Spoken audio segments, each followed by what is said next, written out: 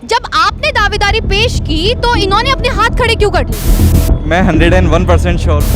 एक नारी के लिए मतलब किस प्रकार के वर्ड यूज़ किए गए, पूरा हल्द्वानी इस बात को जान चुका है। अपन एंड में ठीक है, 2 दावेदार हैं, सबको अधिकार है चुनाव लड़ने का।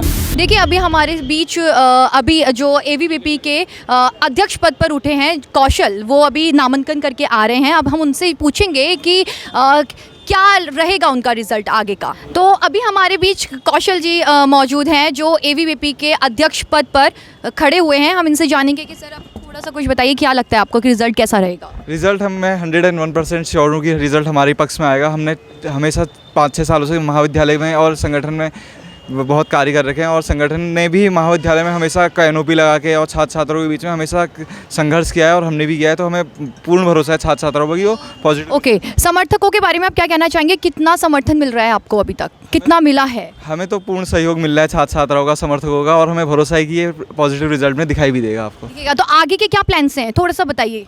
आगे का बस अगर आप जीत दर्ज कर लेते हैं तो उसके बाद पहली प्राथमिकता के बारे में बताइए। पहली प्राथमिकता मेरी यही है, कैंपस की मांग और यूनिवर्सिटी रिलेटेड प्रॉब्लम है उनका जल्द से जल्द जो भी सॉल्यूशन हो वो तुरंत हो। ठीक है, तो मतलब आप पूरा श्योर हैं कि आप जीत दर्ज कर लेंगे?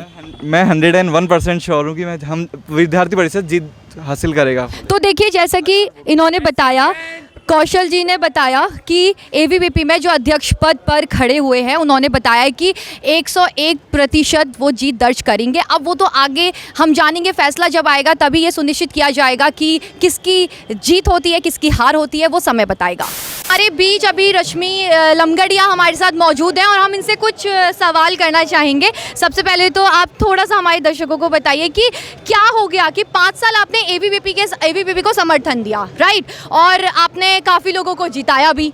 जब आपने दावेदारी पेश की तो इन्होंने अपने हाथ खड़े क्यों कर लिए? क्या बोलना चाहेंगे आप इस बारे में? इसके बारे में शायद मैं पहले भी बहुत बार बोल चुकी हूँ और अभी भी कहना चाहूँगी।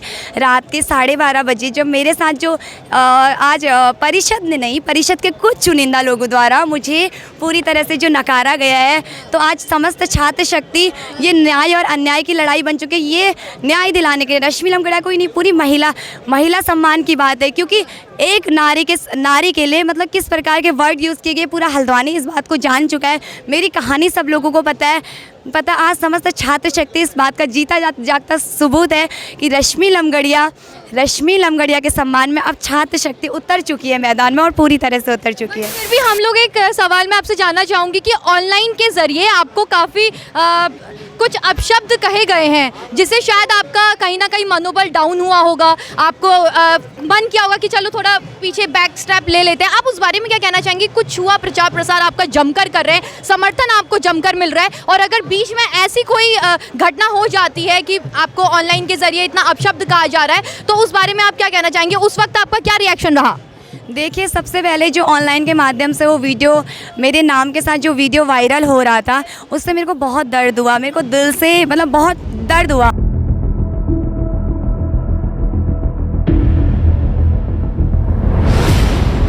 आपको कि समर्थन कितना मिल रहा है और जीत के बारे में आप क्या कहना चाहेंगी? समर्थन मिल रहा है इसके साथ जाना अंदर, ठीक है। छात्र शक्ति के दम पर मैं उन छात्र शक्ति का धन्यवाद करना चाहती हूँ और इसी छात्र शक्ति के दम पर आज मैं निर्दलीय प्रत्याशी चुनाव लड़ने मैदान से उतर चुकी हूँ। Thank you so much. Thank you. तो अभी हमारे साथ मौजूद हैं जो उप सचिव के लिए एमबीपीजी कॉलेज में खड़े हुए हैं। हम इनसे जानेंगे कि किस कारण से आप खड़े हुए हैं, क्या मतलब आपके साथ कितना लोग आपको समर्थन कर रहे हैं, उस बारे में हम बताइए। मैं एक्चुअल में अभी यहाँ अपना नॉमिनेशन करने के लिए खड़ा हो रखा हूँ और अपना नॉमिनेशन करने की तैयारी कर रहा हूँ। अभी मैं अंदर जाऊँगा, नॉमिनेशन करके आऊँगा अपना।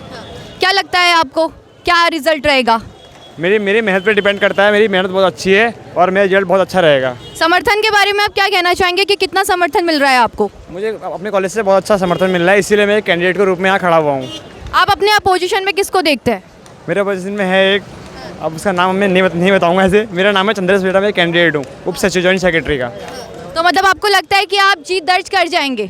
हाँ, मुझे भरोसा है, अपनी मेहनत पे मैं जीत दर्ज करूँगा।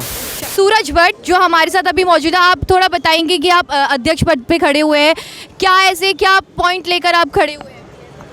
पॉइंट मीन्स इन प्राथमिकताएं क्या हैं जो आप अध्यक्ष पद पर खड़े हैं? जी, हमारी प्राथमिकता रहेगी कि कॉलेज को एक बेहतर परिसर बनाना और क्या कहते हैं, जो पिछले सालों में जो चुनाव ना होने के कारण यहाँ पे जो अव्यवस्था फैली है इस कॉलेज के अंदर, वो चीज़ें हमें सुधारनी है और नए कोर्सेज और यहाँ पे जो भी इंफ्रास्ट्रक्चर है और बेहतर करना है।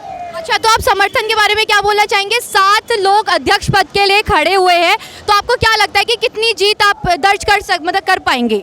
जी देखिए, मैंने मेहनत करी है कॉलेज में और इसी का नतीजा है कि आज मेरी मेहनत को देखते हुए मुझे 5 से 6 जो है पूर्व अध्यक्ष रहे हैं, उनका समर्थन पूरा है मेरे साथ। और जो लोगों का प्रभाव है क्षेत्र में, कॉलेज में, जो लोग यहाँ पे मेहनत करते हैं, लोगों ने मुझे उस लायक समझा कि मेरे पास लोगों को भेजा कि हाँ आपका काम नहीं हो रहा है, आपको अगर कोई दिक्कत परेशानी आ रही है तो इस भाई के पास भेजिए। इसलिए क्या होगा, क्योंकि मैं सक्षम हूँ किसी कार्य को उसके डेस्टिनेशन तक पहुँचाने के, तो जी इसलिए। तो आपको लगता है कि आप जीत जाएंगे? जी। अपोनेंट में आप किसको मानते हैं? अपोनेंट में ठीक है, 2 दावेदार हैं, सबको अधिकार है चुनाव लड़ने का। अधिकार तो सबके पास है और ऑफ कोर्स सबको टिकट्स भी मिल चुके हैं, 7 लोग आपके साथ खड़े हुए हैं, उस बारे में आप क्या कहना चाहेंगे? क्या लगता है फिर भी कितने चांसेस है? ठीक है, हमने मेहनत की है तो हमें अपने पे और अपने समर्थकों पे पूरा विश्वास है, पूरी जी जान लगा के जीत दर्ज करके आएंगे। चलिए, बहुत बहुत शुक्रिया आपका। इन्होंने जैसे कि बताया कि 7 लोग अध्यक्ष पद के लिए खड़े हुए हैं और अब आगे पता चलेगा कि कौन जीत दर्ज करता है, कौन कितने वोटों से मात देता है। कि हमने आपको दिखाया कि यहाँ पर जो छात्र संघ चुनाव हैं और जो अध्यक्ष पद पर खड़े हुए हैं, कौशल जी ने अपने कुछ बयान दिए हैं, तो वहीं रश्मि लमगड़िया के ऊपर उन्होंने जितने आरोप लगाए या फिर जो भी अपने बयान दिए हैं उन्होंने हमारे साथ साझा किया है। तो आगे की रिपोर्ट को भी जानने के लिए बने रहिए ABPL न्यूज़ के साथ। मैं Harshita, ABPL news Haldwani, camera person Amreen Nisha के साथ।